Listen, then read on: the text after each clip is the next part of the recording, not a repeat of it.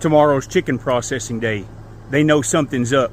These are my American breasts. I'm not going to keep any of them. Actually, that may not be true. Most of them are going to the processor though. I'd like for all of them to go.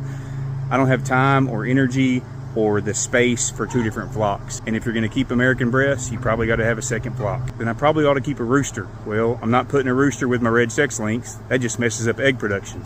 It's a predicament. They're probably all going.